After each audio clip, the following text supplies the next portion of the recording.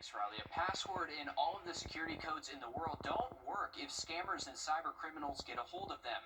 A North Carolina man is sounding the alarm after he was tricked into losing more than $1 million in just seconds. As Carolina Hicks reports, these schemes are getting more and more complicated and tricky to spot. Gene Duckett wishes he never picked up the phone when it rang one Friday night in March. The guy on the other end says, "Is this Harold?" "I'm Harold Eugene." I said, "Yeah, who's calling?" He said, "My name is Benjamin. I'm from Ledger. Your funds are in danger of being stolen." Ledger is a company that makes hardware wallets for cryptocurrency storage. A secret recovery phrase, known as a seed phrase, must be typed in to access the funds. He says the person on the phone directed him to a website where he could secure his funds. They said they needed to give me a security code so that I would know what, when someone called back, that it was a correct person.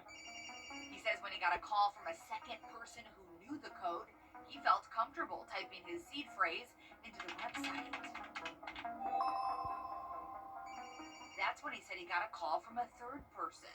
He says, "Oh, something went wrong." So as soon as he said that, I looked on the XRP ledger and I had saved my wallet address in there, and all of the funds that were in my wallet were gone. That's when the person on the line hung up.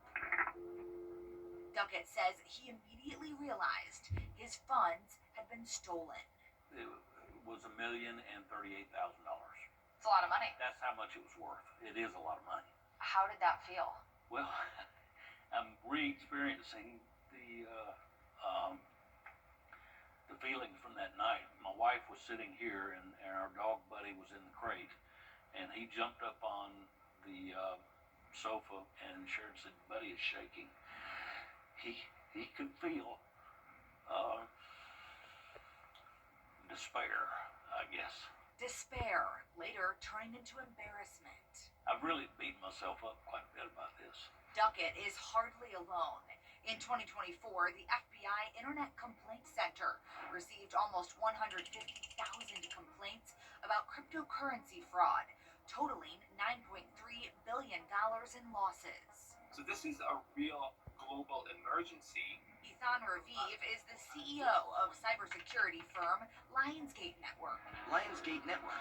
It's all about trust. He works with victims of crypto fraud and helps connect them to law enforcement who can try to recover the funds. We provide to our clients and to law enforcement the necessary tracing, the footprints of the current dollars. This gives the law enforcement the option to issue a subpoena or a warrant. He's currently working on Duckett's case and says he's hopeful to help get his savings returned to him. What are your thoughts that there are people out there that do this to people? Do they have a soul? Every dime that I put into that, I worked for. I traded my time, my sweat, and my effort.